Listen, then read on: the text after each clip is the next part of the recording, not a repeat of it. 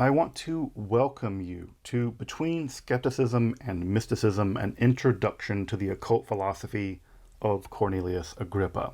This entire lecture series on the foundations of the occult philosophy is brought to you totally free of charge, completely open access by the incredibly generous folks that support my work over at my Patreon.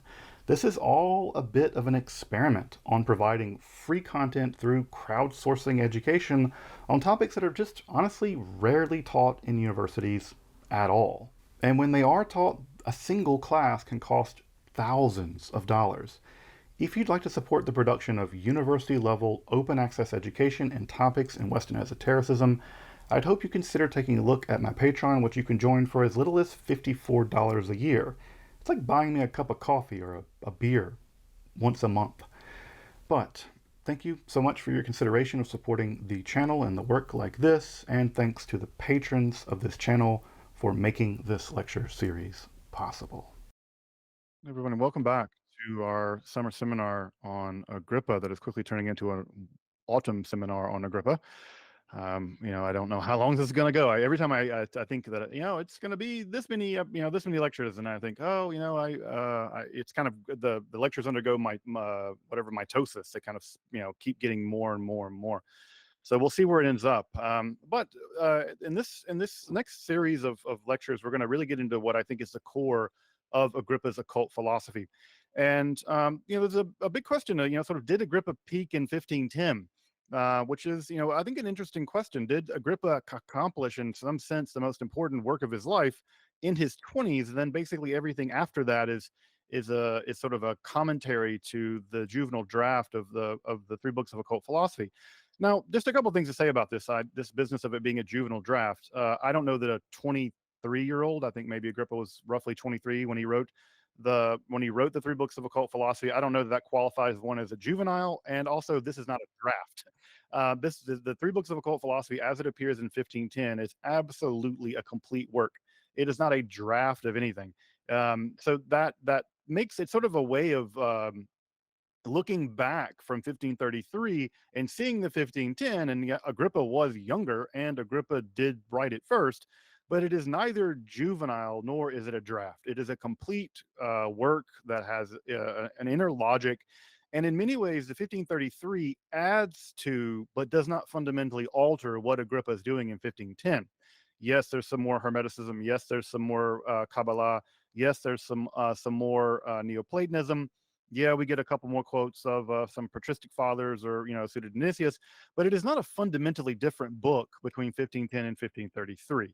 It does change. We'll talk about some of those changes here in a bit, but I really think we should stop using the language of juvenile draft because it makes it sound like it is an immature work, or it makes it sound like it is a work of that it is an incomplete work, and neither the 1510 is certainly not that.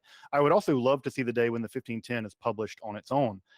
It would be really great to have a facing edition where we have the 1510 and the 1533 facing each other, and so you can see how they are differentially, because I do think that would be an interesting study.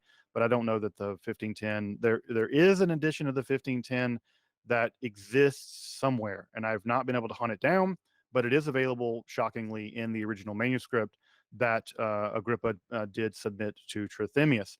So let's just start with that. The 1510, as we know it, does survive. It survives in one manuscript. It survives in Germany at Würzburg, and it was the manuscript. This is the manuscript. You're seeing it on the screen. That is the manuscript that was Agrippa gave to Trithemius in 1510 for him to review it. And you can see there at the very beginning, right, it says Ars Magica, the art of magic. In this, and again, he's complaining there, of course, that the art of magic is in sad shape. So one of the big questions is, what is the DOP? What is the De Occulta Philosophia? And there are two ways of looking at what it is. One can look at it as a kind of Summa, right? A kind of Summa, that is to say, something like Thomas's Summa Theologica, in a sense that it is a monumental work systematically summarizing and analyzing the topic of magic. So on the one hand, one can think about it as a Summa Magica. I tend to think of it like that. Another generation of scholars, we're thinking of Nauert or Lynn Thorndike or some other folks, who had a much lower opinion, frankly, of the three books of occult philosophy. They considered it much more like the Sententiae form of literature that was prevalent in the Middle Ages. The Sententiae literature, as you may know, the most famous example of that is Peter Lombard's sentences. The Sententiae literature is where one crafts an argument not by creating something new, but by taking a bunch of quotes from a bunch of people and then putting them on one page, and then maybe, in some cases, very lightly gathering some connective tissue to kind of make them all say something. So, and on the one hand, a Suma is a very systematic argument, typically backed up with lots of quotations. If you've read if you read Thomas Aquinas, you know that. But it is a unique argument being driven by the author. The Sententiae literature is a kind of literature that is driven primarily by quotations, and then there's some connective tissue for those quotations. Now, if you've read the three books of occult philosophy, you will know that Agrippa does quote people constantly on every single page of that book. You'll also know he doesn't ever tell you who he's quoting half the time. And it's often very difficult to know when he's quoting people. And this is just a debate about what exactly the kind of literature the DOP is. I tend to view it as a Summa. A previous generation of people thought of it as something much more like the Sententiae literature, mostly in an effort, I think, to downplay Agrippa's unique contribution, or to argue perhaps the way that Nauert and certainly Lynn Thorndike, who has very little good to say about Agrippa, they wanted to, in some sense, diminish that Agrippa had actually contributed anything positively, that there was an argument there at all. I think that that's frankly wrong. I'll just say that. I mean, Lynn Thorndike's dead, and now it is too, so they can't really say anything to me. But I think they're wrong. I think they have a very positivist attitude. I think they like Ficino far better than Agrippa, and I think that they basically see Agrippa as simply in the shadow of Ficino. And I don't think that's the case at all, for reasons that we'll go into as we go through this. So, at the heart of the text of the 1510 DOP is the thing we've been talking about a lot already. It is a mystical means at reunion with the divine and the attendant powers that one acquires in that process. So it's two things.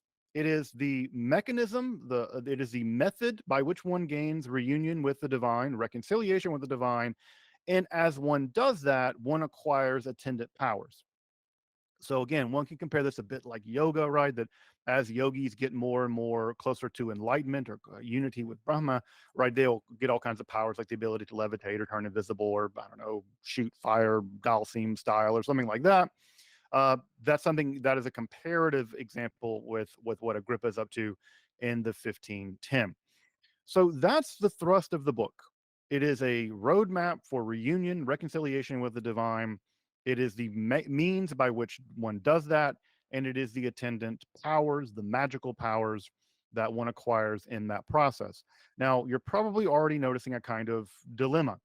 The dilemma is this. It's sometimes what I refer to in Agrippa as the magical dilemma. The magical dilemma is this. Agrippa uses the term magic for both the method and for what you get out of the deal. It is both the aim and the method. It is both the powers, the aim, and the method. And he uses magic in this equivocal way all the time. Right? Magic gets used in this really equivocal way, and this can lead to some confusion, which we'll get into a bit more later on. So if you hear Agrippa using the term magic in ways that don't seem commiserate with each other, then that's why, because he's using it in some sense to do double duty. It's both the powers that you get, but it's also the method by which. And there's a cart and horse question here that we'll get to in a minute, and we're going to make that a bit more complicated actually here in just a moment. But further, Agrippa does not also divide magic up into internally coherent schema. In general, he wants to use two different schema, which kind of work together. In some senses, he wants to divide natural and ceremonial magic. He wants to divide natural and ceremonial magic, of which natural magic contains both natural magic, as in we would think of sort of natural magic, occult, physical occult properties, but also natural magic would also contain celestial magic, and that's going to be tied, of course, to astrology and to mathematics, the second book, of course. And those, generally speaking, track to the three books. First book has to do with the terrestrial world, celestial world, and divine world. But Agrippa also sometimes uses the classic division of natural and ceremonial magic. But it just so happens that natural magic also includes astral magic, which again shouldn't be so confusing because stars are part of nature, right? They're natural in a way that they are created by the divine in the same way that I am, in the same way that dogs and cats are, or mountains. Those are all natural objects. They are created objects as opposed to the object of divine magic, which is God. And those are God is obviously not created. Although in the divine magic, we'll be dealing a lot with angels and demons and daemones. So those are created, and then that also breaks that distinction. So again, categories are useful, but they're never true. So what am I not going to do?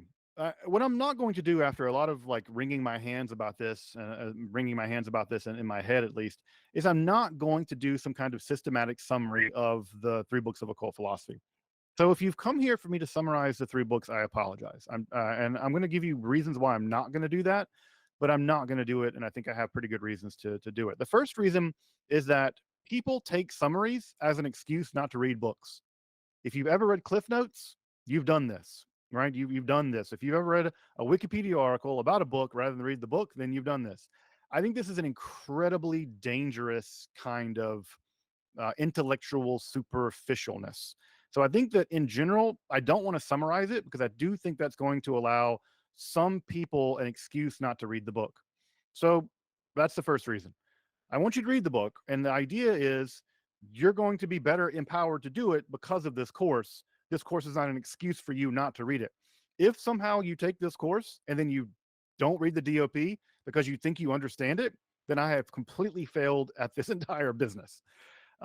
You should be like reading it and then like go through the course and be like, I'm going to read it again. That's the purpose of all this, is to empower everyone here to get a grasp of this book and its arguments and its genius, not an excuse not to read it.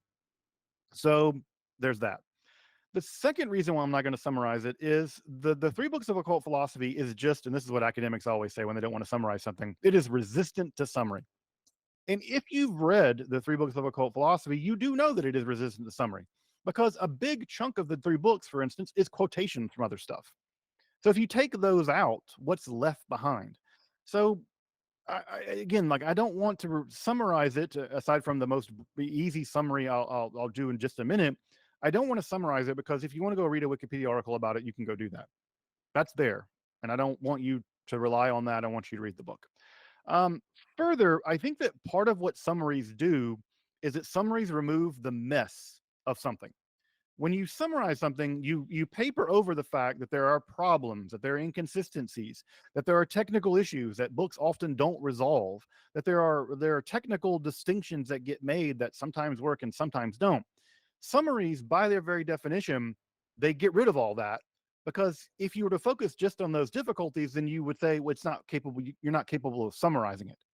And so part of what summaries do, unfortunately, is that they paper over what's complex. And the 3 books of occult philosophy is an incredibly complex book, often with distinctions and categorizations and philosophical ideas that are sometimes, quite frankly, a mess. And if I were to summarize that and walk away, then I would be papering over that mess for you. And so I don't want to do that because I think that's intellectually lazy. And again, also, I think it disempowers you. I think the summary disempowers you, and I don't want to disempower you. I want this course to empower people to read these classics of philosophy, cult philosophy in this case, but I don't want to do that. But the basic summary, right, is that the 3 books of occult philosophy is a mystical means at the reunion with the divine and the intended powers one acquires. And how do you do that? You start with the terrestrial world, you get at the occult qualities of terrestrial world, you harness the occult qualities of the celestial world, specifically in the use of things like talismans and sigil magic. And then ultimately one climbs a ladder, so to speak, into the divine world by interacting with primarily with angels, although you can interact with demons as well and other daemones. And then as one climbs up that ladder through the use of divine names, one is ultimately reunited and reconciled with God. and the last sections of the book are sort of like the knocking at the door of heaven in the process of undergoing that reconciliation and that reunion with God. And of course, you get magical powers along the way. You get all kinds of magical powers, everything from being able to control magnetism to, being able to revive the dead. So there's a huge amount of power one acquires, according to Agrippa, along the way. The one thing I'll say at this point is that there's no evidence Agrippa tried this. There's no evidence from his letters, and there's no testimony from other people that after Agrippa wrote the DOP in 1510, you don't get in his letters like, I was almost reunited with the divine, or I had a mystical experience, or I had the oceanic experience. We don't seem to have evidence that he tried any of this. And this might make Agrippa the most important armchair occultist in the history of the world. He might be the most important object of hatred for the occult subreddit, in the sense that he may have written a lot about stuff, he may have thought a lot about it, but there's actually no evidence that he did any of it. And we don't have any time in his letters that he had a mystical experience. We don't have evidence that he's doing sigil magic. Now, that's not the kind of thing you publicize, of course, but we don't have a lot of evidence of him doing this. And we'll talk more about why we may not have that. It might be the case that you don't publicize that you're doing it, and absence of evidence is not evidence of absence. Point taken. So it may be that. It could also be that genuinely, in a genuine way, by the 1520s, he undergoes this profound existential crisis. And by the mid 1520s, 1526, with the De Vanitate, he just doesn't think it's possible anymore. He's abandoned that as a possibility. I don't tend to think that, but we'll come back to that when we get to the De Vanitate here in just a little bit. So what exactly this book played in Agrippa's life, we don't know. But does that mean that the philosophy, because Agrippa didn't follow it, that the philosophy itself is of little value? Of course not. There are all kinds of people who've written all kinds of very important books that did not do the thing in the books, but those books are incredibly important all the same. So I don't think that's a reason to discount it. So at the very origins of the three books of occult philosophy is a kind of dual problem, and Agrippa lays this out at the very beginning of the three books. And the sort of two problems that militate or animate or get Agrippa to write the book is, one, the sad state of magic. If you'll remember back, Agrippa has a very low opinion of the magical practice that's going on in Northern Europe, or in Europe at the time. This would be the sort of classic invocation of demon, the binding of demons in order to accomplish various tasks, like acquiring love or treasure, perhaps. This is again on the right here, the image of the Heptameron, which Agrippa certainly knew about. These are the kinds of books that Trithemius had a copy of the Heptameron. Trithemius had a very low opinion of it, and Agrippa shared that low opinion of this kind of angel demon conjuration business.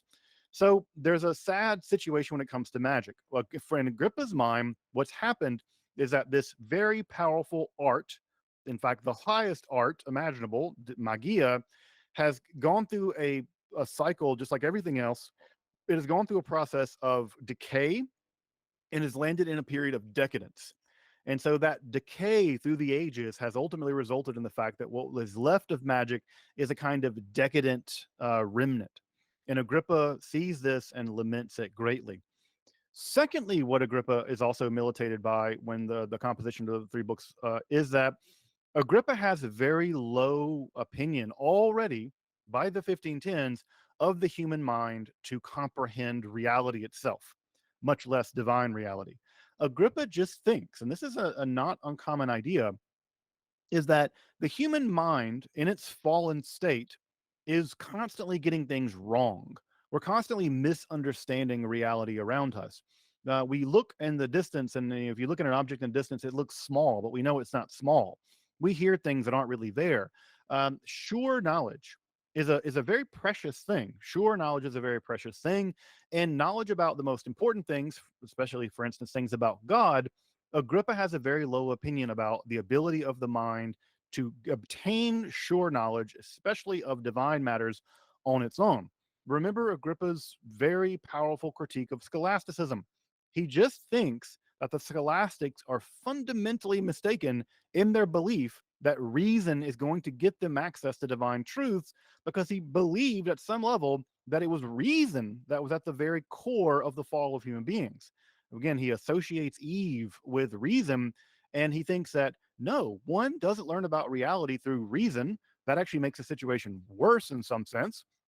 Rather, one knows about reality because of divine grace. It's God that basically illuminates the mind, as we'll see in just a minute. God illuminates the mind. It is only through that direct illumination by the divine that anything sure can be known. And this is why Agrippa is so all about the Bible, because the Bible is, like everyone believed at that time, the Bible is literally an act of revelation. It is a book that contains a record of divine illumination, and because it is divinely illuminated, the Bible is completely trustworthy in a way that Euclid, for instance, is not. Even though Euclid, you can go through and systematically prove every single thing that goes on in Euclid, Pythagorean theorem or whatever, you can prove it. And that should give you sure knowledge, clear and distinct ideas, to use the language of Descartes. Agrippa's like, no, it don't. Look at the parallel postulate. The parallel postulate right there in Euclid has never been proven. We postulate it, but maybe it's not true. Maybe it is the case that two parallel lines do intersect in some cases. And of course, he was right. They do intersect. They don't intersect in Euclidean geometry, but they definitely intersect in non-Euclidean geometry. You take two parallel lines and then put them onto a sphere, and they will cross. So Agrippa thinks even something as powerful as deduction via Euclid is not totally reliable. If that's not totally reliable, scholasticism definitely isn't totally reliable. And what hubris to believe that you could use your fallen mind to get access to divine truths. It's just categorically hubristic for Agrippa. So, at the core of this is he's going to want to kill two birds with one stone, if you'll forgive the phrase. He wants to reform magic. We'll talk about that reformation in a minute. We talked a good bit about it last time. But magic is going to be both the means and the goal to solving both these problems. Magic will allow us sure knowledge of the world. Magic is not only a means of knowing the world, but it is a kind of radical knowing in which the object of the knowledge is transformed by that knowing. If you radically understand the world, you have power over it. Ipsa scientitia potestas est. You have knowledge itself as power. And Agrippa means that literally. If you understand a thing, you have power over it, but it is also the means by which we do the understanding. So it is the means by which we understand the world. It is the divine illumination which empowers us to understand the world, and that understanding of the world, because it is sure and underwritten by divine illumination, it allows us to manipulate the world in a way that we would not be able to otherwise. So magia is going to need to go through a reformation. We got to get away from all this demonic conjuration stuff. And when we go back to the pure magic of antiquity, that is going to open up a conduit to the divine. When we get to that kind of we get that conduit of the divine opened up, that allows God's grace and illumination to flow right down into us, allowing us to rise up to the divine. And as we gain that kind of divine illumination, bam, we get power over the world around us. So magia is going to be both the means and the goal of what's going on here. And again, notice that the term magia is being used in a kind of a equivocatory way. It's doing a lot. So does Agrippa have one systematic theory of magic? Not quite, because magic is doing several things at once. Magic functions epistemologically. It is a way of knowing the world, but it's also power over the world. It's also the mechanism by which we get that power. So magic is doing all kinds of heavy lifting here. And so it's very important that as one gets into understanding Agrippa and really thinking through, what does magic mean? Well, it depends on the context, and it depends on when he's talking about it, how he's talking about it, what it's doing. So at the heart of this is a kind of paradox. And this is what I refer to as the illumination paradox. I don't know that Agrippa ever noticed this. I don't think he did. If he did notice it, he never mentioned it. And people typically don't mention paradoxes when they creep up in their philosophical works because they're embarrassing. Of course, you may know the most famous paradox, and one of the most famous paradoxes in history is Descartes' famous the Cartesian problem, that clear and distinct knowledge requires divine illumination, right? But in order to get clear and distinct knowledge, or divine illumination only occurs after that kind of clear and distinct knowledge is arrived by Descartes. At any rate, the illumination paradox goes something like this in Agrippa. Magic is the means by which we get reconciled to the divine. That's one of the things magic is. But magic is only possible through divine illumination. Yet, it seems like magical practice has to begin before the illumination happens. Folks, see the paradox? It seems like in order to get the divine illumination, we have to do the magic. But the magic's only possible once the illumination has taken place. It's a chicken and the egg problem, folks. It seems like for Agrippa, magic only works if you get the divine illumination, but it seems like it only happens once that illumination's happened. Well, how do you get the divine illumination? Well, you practice magic. Well, how is your magic effective? Well, because it's divinely illuminated. This seems like a catch-22. And Agrippa doesn't seem to realize this. I don't know anywhere in the text where he's like, oh yeah, well, how do you fix this? Well, the way that you fix it is Agrippa kind of bootstraps the system. And the bootstrapping can be done like this.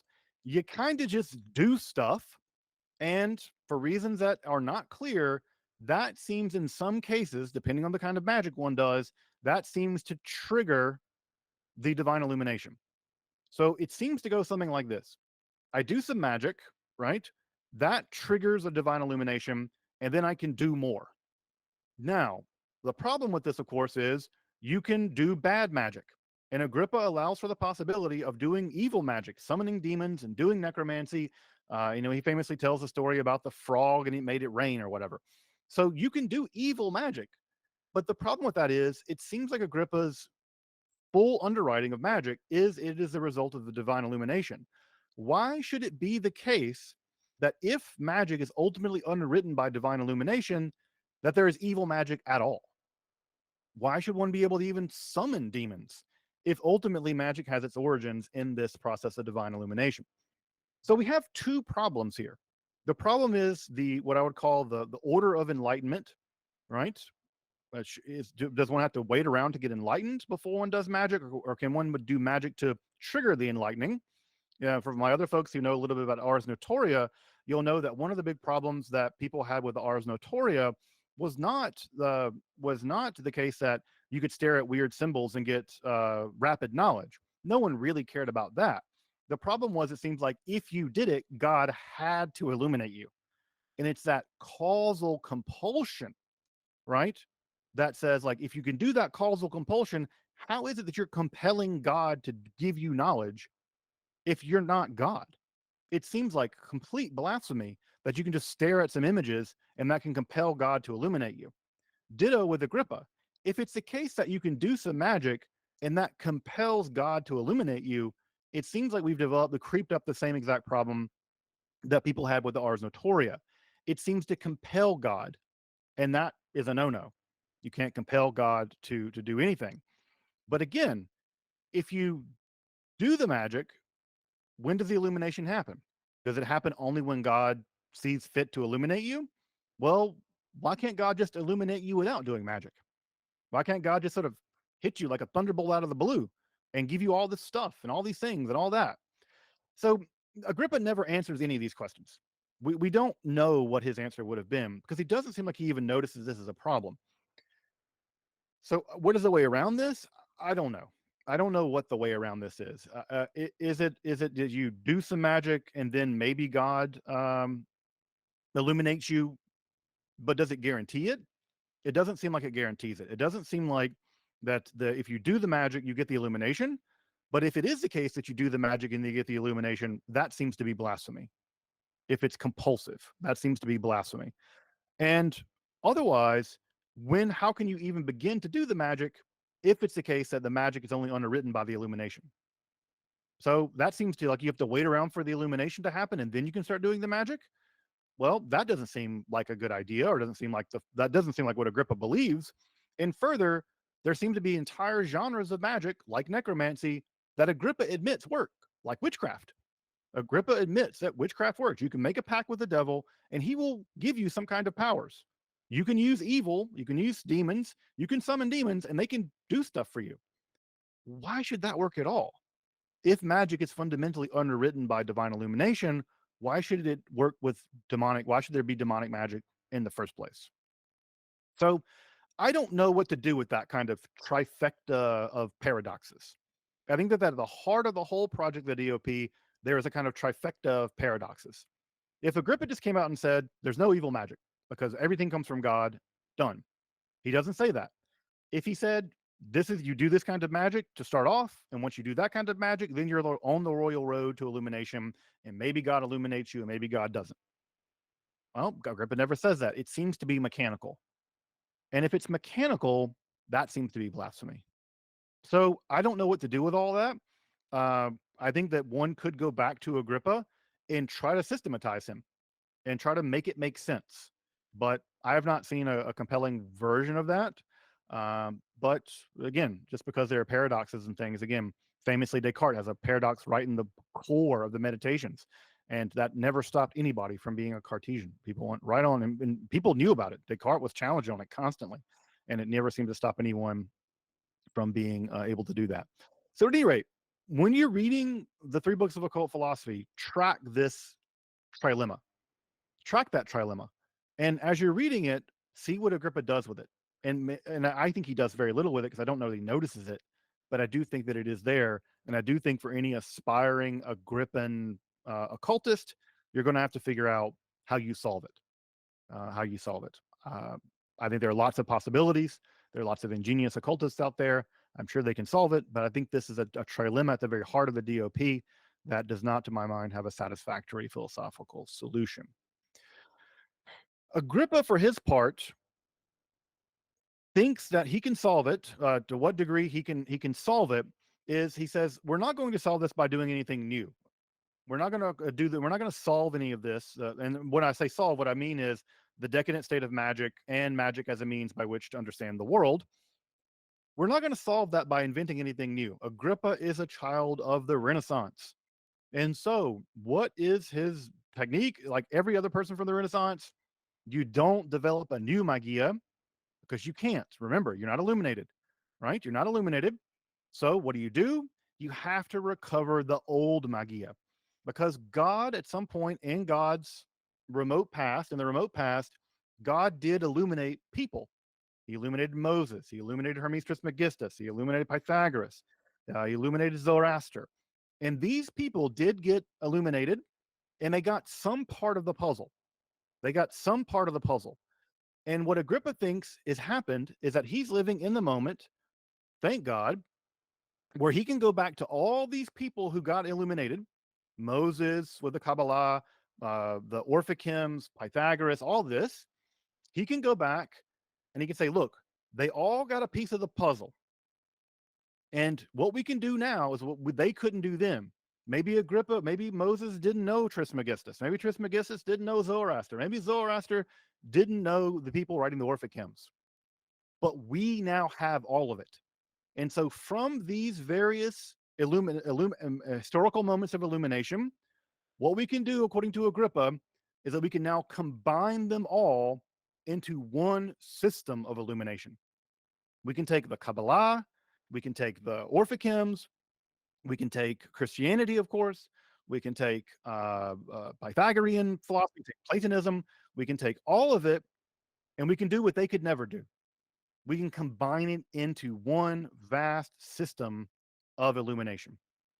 That, of course, would be extremely exciting. So how does he hedge this sort of epistemological dilemma?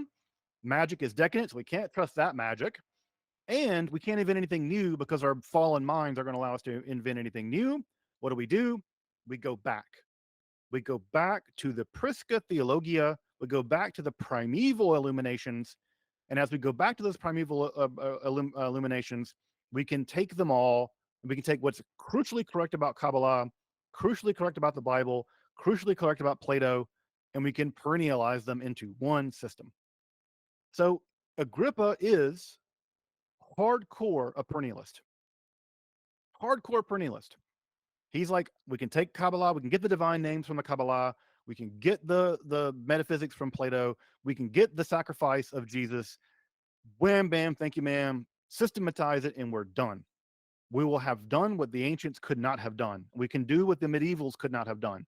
We are able to synthesize all of this into one system, leaving behind the decadent paganism, leaving behind the Judaism, leaving behind all of that, and we can systematize it into one system. That is what is at the heart of Agrippa's solution to the problem of what to do with Magia. We go back in time, we grab all that stuff, we leave behind all the paganism, right? And there we go. We have it in one text. And that is what Agrippa is doing, folks, in the DOP. That is what he's doing. So at the core of that perennialism is the Magia, is his concept of Magia. Now, I'm going to probably try to use the Latin term here, not because I'm trying to sound fancy or whatever, but because I really want to. We have there the word magic is so overdetermined in our minds. It can mean stage magic. If you're a Thelemite, you got a K on there to separate it from stage magic. If you have a Thelemic understanding of magic, if you're thinking about it from the Norse tradition of Seether, if you're thinking about magic from the Golden Dawn, or all of us are coming to the table with all these conceptions of magic, and Agrippa shares some of them and none of them. So the thing I want to do is I want you to try to understand magic as the Magia as two fundamental things in the Agrippan philosophy. The first is that Magia is the aim of everything. It is the apex of philosophy, the apex of theology, because philosophy and theology are just thinking, folks. They're just thinking. You're just thinking about things, about philosophy, and in theology, you're just thinking about God. And that's great. But remember, for Agrippa, how far can you get with thought alone? The answer is not very far. Thought alone is not going to do the task of reuniting you with the divine. You're not going to solve these problems by thinking about them. So, boo the philosophers and boo the scholastics. So, Magia is taking that thought, philosophical thought and theological thought, and activating it. It is the doing of that thinking. It is how thought about truth, which is the goal of philosophy, and how thought about God are put into practice. So Magia is the method by which one begins the ascent back to God. That's the first thing it is, right? It is also the boon that one acquires in that process. So Magia is the means, but it is also what you get along the way. It is all of the various technologies and special magic powers, again, the powers that one acquires through that process. That would be inclusive of what we would now consider science, scientific power. It would also be considered inclusive of celestial powers, Ficino kind of magic, right? Right. And it, of course, also is finally the goal of all of this, which is reunion with the divine. So that's what Agrippa is all about. Now, again, it's ironic because Agrippa never seems to have done any of this. So I don't know what to make of that. At any rate, for him, magic is the combination of the three things that matter most. Physica, right? So what we might think of as natural law, the mastery of natural law, what we would now consider science. So by no means is Agrippa opposed to what we would now call science. Mathematica. Mathematica is the world of objects of pure thought, specifically numerical and geometric objects, of which their most pure expression, of course, is in the celestial world. And the celestial world is a world of pure mathematica. It's a world of straight lines and circles, and it's again, if you've ever seen the neat world of the Ptolemaic cosmology, with all the epicycles aside, right, that is a world driven by mathematics. And again, this is the reason why, as an astrologer, you could do astrology and never look at the night sky. In fact, most astrologers never look at the night sky. They don't need to. Why? Because it is a mathematical issue. That's why most of what astrologers do is punch stuff in, math in to computer programs and then get data out. Very rarely they're going to go outside and look at anything, because you don't need to look at anything, because it is a world governed by mathematica. And finally, of course, theologia. It is the world of God. This is the world closest to the divine, the world of the angels. Previously, the world where some of those angels fell down and became demons. And of course, also it is the world where the divine dwells, and that has its own unique rules all to itself. So, Agrippa is going to divide again magic into two groups: natural magic, right, which we would now consider to be something like scientific power. We'll talk more about that in just a moment. This would be also celestial magic, driven primarily by mathematics, and ceremonial magic, primarily dealing with divine names, by which one activates angels and demons. I say activates and not compels, because Agrippa does not think one can, in fact, compel angels and demons for reasons that we'll talk about in just a moment. Now, despite the fact that this book is about magic, Agrippa never actually goes through and says, "Here's all the different forms of magic." Necromancy and geomancy and all the different mancies or whatever that are out there, right? I mean, Agrippa never goes through and systematically goes through and says, "Well, this is what Kabbalah is, and this is what Goetia is, and this is what natural magic is." He never does that. Now, he does do it in De Vanitate, but he does it in order to destroy them all, to show how they're all internally incoherent. So he does systematically begin taking them apart in the De Vanitate. But what Agrippa assumes in the three books is a kind of fundamental unity of magic, which is to say that natural magic, celestial magic, and ceremonial magic exist on one spectrum. And it all depends on what register of reality you're at, that you would talk about them and think about the dynamics of how they work in different ways. Natural magic down here is going to work very different than celestial magic. Celestial magic is going to be very mathematically driven, whereas natural magic is going to be, it's going to be the four occult, the four forces primarily, along with one other one we'll talk about in a minute. And the divine world is primarily going to operate through God's name. That is the way that one interacts primarily with the divine world, is through various manipulations of the divine name. But it's the same magic all the way through for Agrippa. It's the same magic all the way through from top to bottom. Of course, at the core of Agrippa's thinking is his conception of the great chain of being. For this to work, there has to be continuity from the divine realm down through the celestial realm, all the way down into our realm. And those three realms are primarily thought of as connected in the way that they were generated by the divine. Now, if that to you sounds like emanationism, well, you're right. Agrippa is probably on the emanation train. Now, does he talk about creation from nothing? He does, because he has to. That's the orthodox position. And the closer you get to that kind of panentheistic vision of the world, you begin drifting really close into heresy land. And so, at least on the cover of everything, Agrippa's going to have to maintain that the world is created out of nothing. But the way that he actually talks about the world as if the world is connected, fully connected, from the lowest objects, even demonic beings, all the way up to the divine, with no gaps. So, is that still creation, a creationist account of cosmology? I don't know.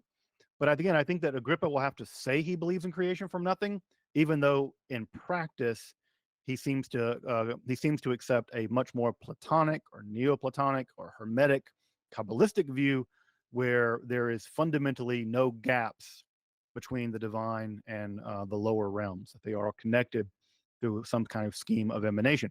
Because if there's a gap, you got to figure out how to jump the gap.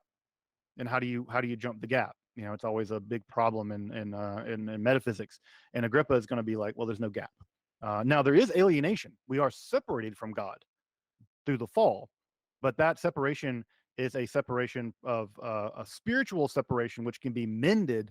It is not an ontological gap in creation or in reality itself. It is an alienation. It is the fallen relationship, but it is still a relationship.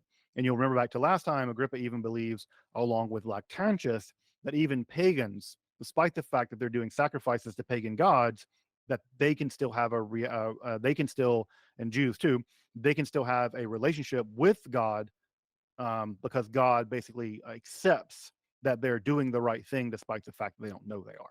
So there's even a huge amount of dispensation for even non-Christians in Agrippa's text. It kind of lends itself to one could lend it to a kind of universal monotheism if you wanted to lean hard into those sections. Of course, Agrippa would always come down on the fact that the Christianity is the ultimately true thing, and there's no salvation outside the church.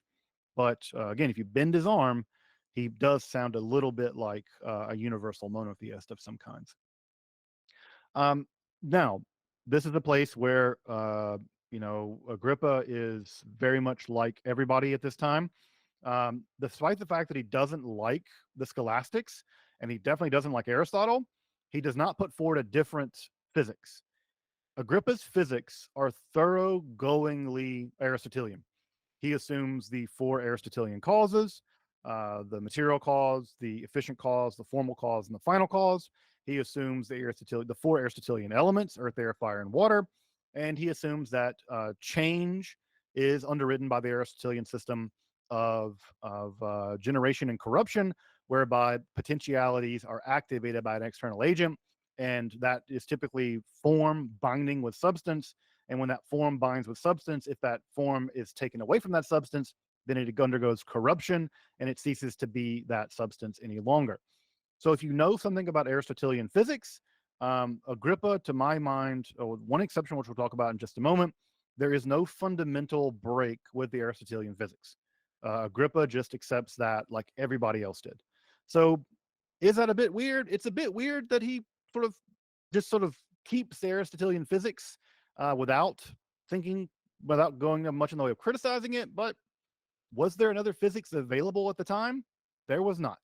And there was not going to be another physics available at the time until basically Galileo begins to move in the direction of the mathematification of physics that will begin to happen in Galileo's lifetime, and ultimately will result in the shift away from the theory of the four causes in the development of empiricism. So at any rate, if you want to think about the causal mechanism of his magic, it is straightforwardly Aristotelian, with one exception: occult causation. Occult causation, of course, is at the very core of this entire book, unsurprisingly, and occult causation happens all the time. His most classic example of occult causation is magnetism. Magnetism clearly operates through occult causation. I don't know how I muck about with magnets all the time. I love magnets. They're just bizarre. They mystified Aristotle and the insane clown posse. They mystify all of us. Magnets are amazing. If you take a magnet and you take two magnets and put them in a shared space, you can get them to float. You can get one magnet to float above the other. I don't know if folks ever seen these where they take a magnet and drill a hole in it and stick another magnet like this, and the top magnet floats. That is extremely unusual. And Aristotle and other people knew that things like that were possible, and that violates Aristotelian physics, because everything is meant to go to its natural place. And metal wants to go to its natural place, which is down, according to Aristotle. And yet you can look at a piece of metal floating. And that is extremely unusual, and it's completely crazy. And so it violates the laws of physics. Well, something is clearly doing that. The magnets are interacting in a way. The magnets can pull the iron filings to them, and they can pull the iron filings to them, and we cannot see what is the force doing the compulsion. And because it is unseen to us, it is by definition occulta. It is unseen. It is hidden to us. Now, the magnet is just one example, a very common example, the lodestone, the very common example of the fact that there are occult forces around us all the time. Another example of an occult force that you can easily see if you just live by the ocean is watch the phases of the moon and then watch the tides. And you will see a clear correlation between the phases of the moon and the tides. Now, what in the world is happening such that the moon is reaching down into a bunch of water and moving it around? How is the moon doing? We can't see what's happening. We can't see the forces that are compelling the water to behave, because the moon is going through these phases. The force itself is invisible to us. Now, again, we live in a world where we're just completely cozy with the idea of occult forces. Your Wi-Fi is only working because of electromagnetism. It is an occult force that you never see, and you're interacting with it constantly. We're interacting with it right now. We're comfortable with the idea of occult forces. But in the Middle Ages, occult forces were extremely complicated because there are two big questions. One, why would God hide some causation? Why would God hide some causation? That seems like a strange thing for God to do. And secondly, if there is occult causation, what is it? Like we can see the tides, we can see the lodestone. What other occult causations are there out there? And how do we come to learn about them? How do we come to learn about them? Well, there are two ways of learning about them. You can experiment, you can kind of just do things. And when there's sort of a glitch in the matrix, you're like, hold on, that's not normal. Like, why does that fire go down? Why does that fire burn down? Why does this liquid burn? Something is very strange about this liquid. Liquids don't burn. That's not a thing. So something is weird going on here. So you can kind of muck about randomly and kind of hack into reality, and eventually you'll discover some of them. And Agrippa does think that that has happened in the past, that we've kind of just hacked into reality and discovered some of these occult forces. And other thing that can happen is God can tell you about them. God, maybe through an angel, can sort of like crack open the sky and be like, hey, just FYI, here's a special code to, like, you know, get electricity or something. I don't know. But the idea is that there have been moments in history where God has sort of cracked open reality, often through an angel, actually through one angel, an angel typically known as Raziel, and hacked into reality, sort of sent Raziel down and like, hey, listen, just so you know, here's a hack for like how to raise the dead, or here's a hack for how to cast out demons, or here's a hack how to cure people through various kinds of gems or something. So you can kind of accidentally find the occult forces, or you can get them revealed to you. Agrippa thinks both have happened in the past, but a far better way of doing it is getting God to reveal them to you. Now, what's causing those? What's causing this in terms of this esoteric causation? The answer is there are the four fundamental forces, right? Earth, air, fire, and water. The four causes: material cause, the efficient cause, the formal cause, and the final cause. But there is one other form of causation, occult causation, esoteric causation. And what is causing that? That is being caused by the quintessence, the fifth essence, which is a substance, spiritus, which pervades all of reality. It comes from God, and the spiritus mundi is in some sense intelligent. It has a kind of intelligence to it, which is to say it can respond to you in a way that no amount of me shouting at a magnet is going to make it more magnetic. I can't conjure magnetism. Things are either magnetic or they're not. But occult causation, the spiritus mundi, the quintessence as its physical form, it is conscious. And therefore, I can say things to it. I can call out to it. I can use divine names to get access to it. And once I get access to it, I can begin to manipulate reality in union with it. In union with it. And that's the spiritus mundi is operating in the lodestone, in the magnet, just as much as it's operating, raining down from the stars, just as much as it is the way that we access the divine through the use of divine names, which we'll come back through in just a minute.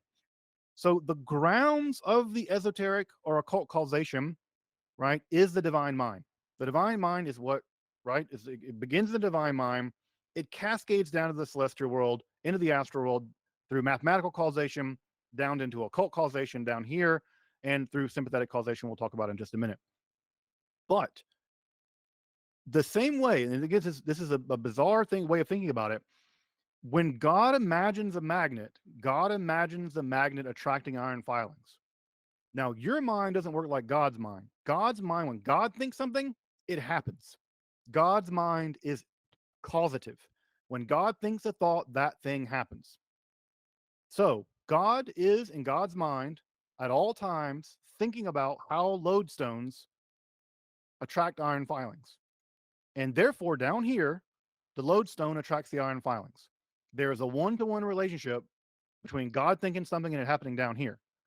Now, what is the connective tissue between God's mind and the lodestone? It's the spiritus as a substance, the quintessence as a substance, and it is the spiritus mundi as the agent, So you can think about God's mind radiating out thought, and it radiates that thought out in the form of this of the substance that is the spiritus, and that it is conscious in the form of the spiritus mundi, and that is how occult causation works. That's how occult causation works. It is these things are programmed in some sense by the divine mind down here. Now I know that sounds extremely strange, but God's mind is not your mind. You can't think things into reality. When God thinks things, they happen. Now, the thing to do is we have to begin the process of unlocking what's in God's mind. And how do we do that? We can do that through hacking out reality, or we can do that through directly accessing Spiritus Mundi. How do we access the Spiritus Mundi? Through magic. Of course, through magic. Whether it's natural magic down here at the level of the lodestone, whether it's astrological magic up there, or whether it's using divine names via Kabbalah. So this all structures the world. For Agrippa, the human body, again, the microcosm is a reflection of the macrocosm. The elemental world is earth, air, fire, and water. That's your physical body too. The celestial world is pervaded by the world of spiritus and the quintessence. And our soul, right, is the divine world, right? And our soul is a image of the divine. This is the basic structure of Agrippa's cosmology. And this is how magic works. Magic works because what you're doing is discovering thoughts of God hidden in reality and then instrumentalizing those.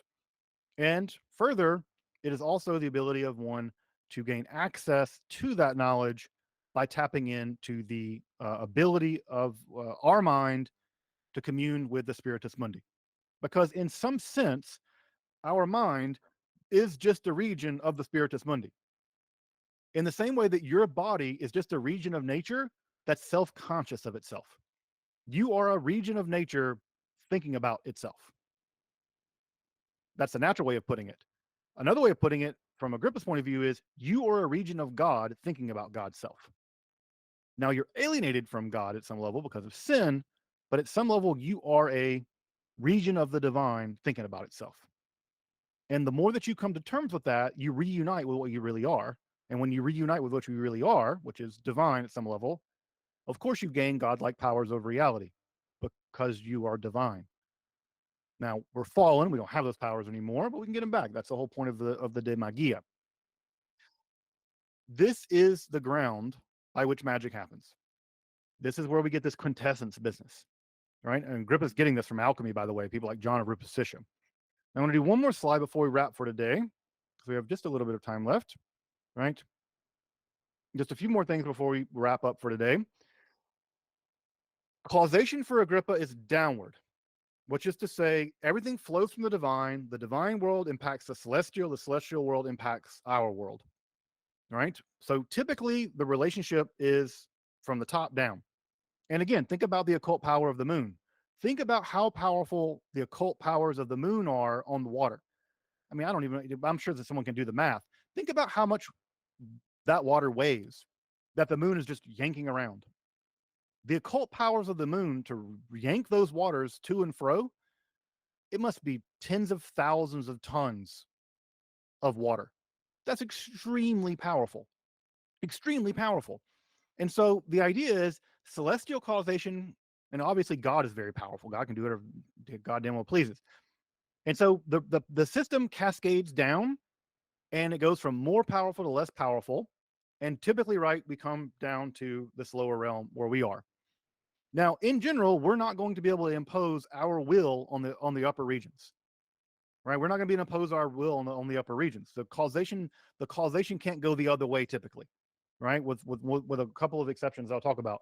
But in general, right, we're not able to go that way because of sin.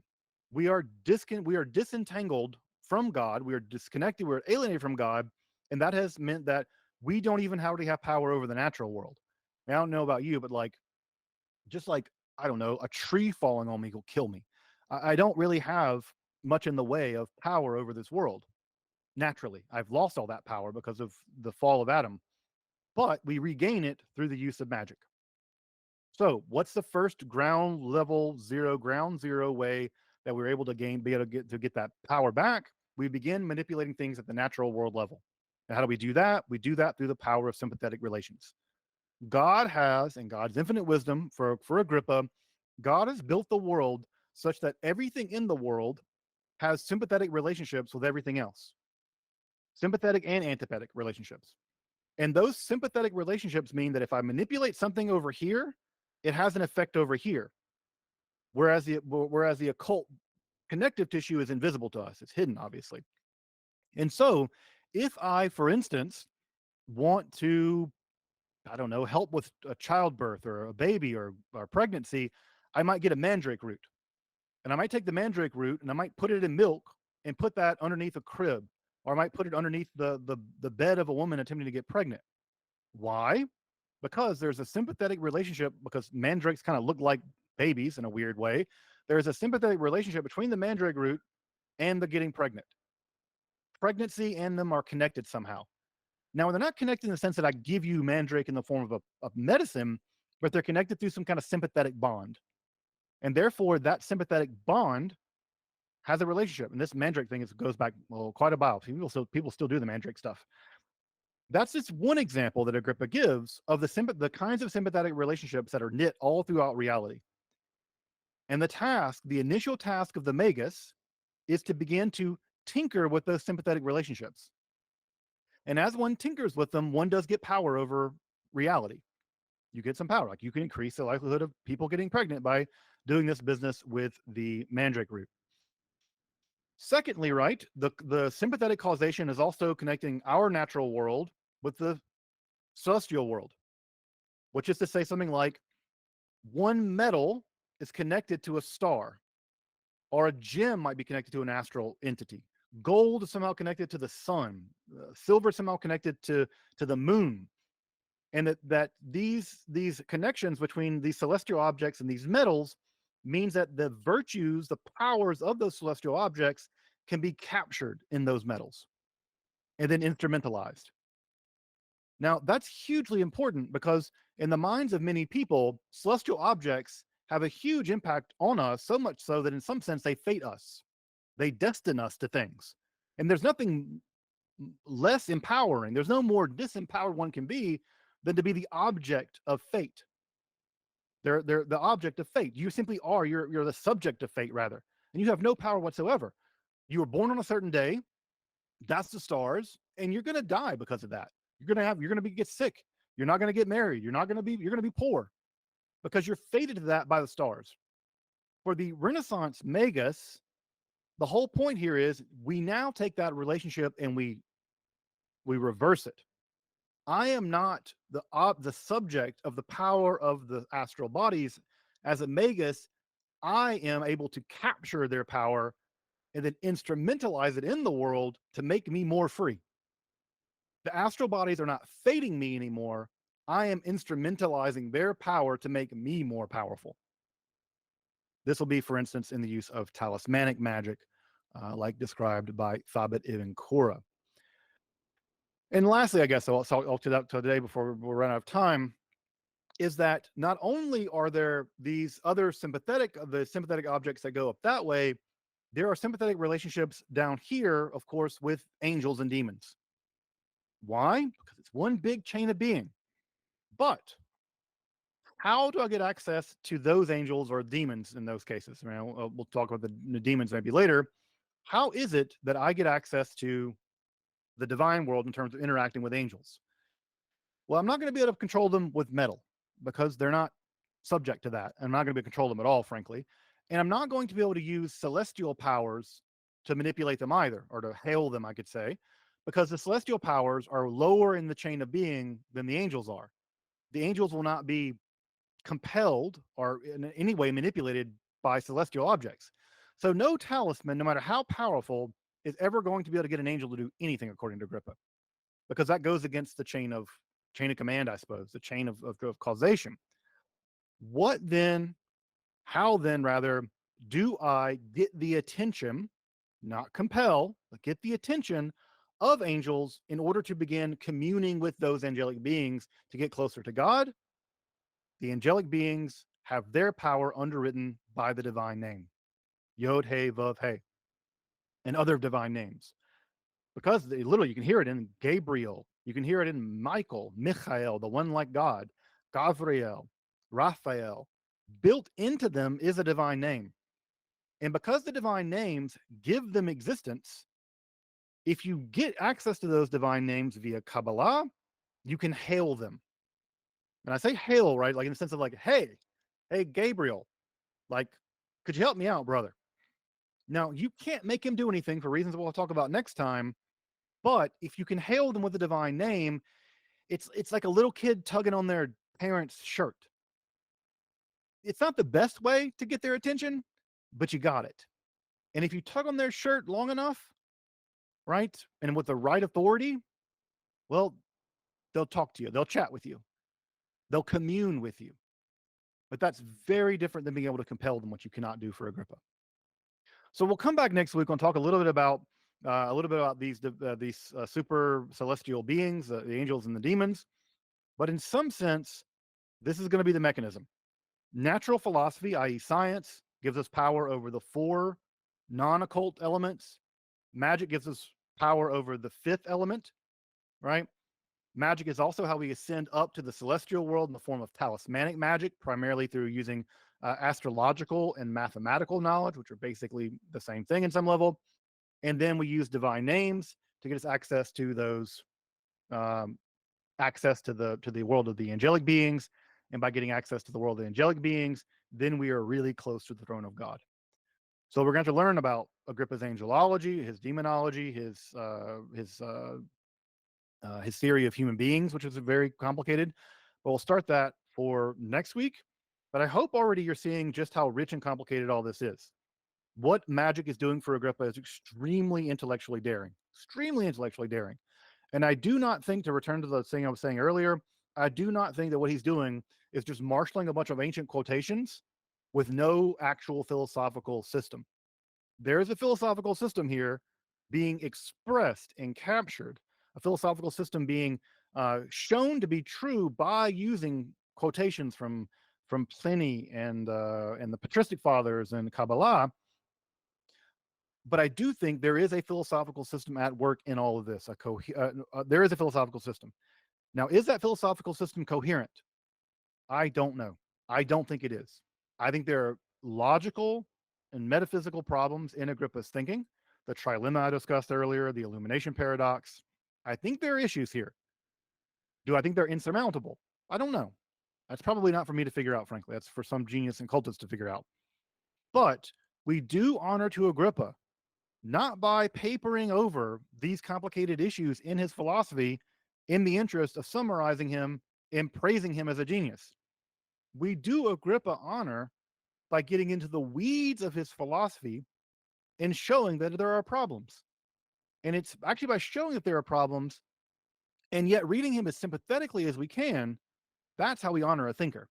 We honor a thinker by getting into their thoughts, not summarizing them in a way that papers over the problems. The problems are a result of the genius. They're not a bug, they're a feature. And it's by getting into that and revealing them for what they are, we show just how daring and just how creative Agrippa's thinking is. So I really want, again, if I say that there are contradictions or paradoxes, it's an act of honoring his thinking, because genius always comes at the price of paradox. Genius comes at the price of these kinds of things. And we do him honor by honoring that and saying, if we want to continue the work of being an Agrippan, we might try to solve those problems. But we honor him not by papering over the problems, but by showing that they are problems, and then doing the hard work of trying to think through how might Agrippa have addressed them in the way that perhaps he did. So we'll come back next week. We'll talk a little bit about Agrippa's demonology, his angelology, sort of the cosmic ecology that exists in Agrippa's mind. And then, of course, we'll talk about the most important element in all of this, which is us. The human being is the knot of the cosmos for Agrippa. And we are the most important part of the puzzle. And Agrippa has an extremely complicated religious, one might say magical anthropology. And we'll come back next time to talk about the cosmic ecology of Agrippa. And the next time after that, we will talk about the magical anthropology that comes from Agrippa as well.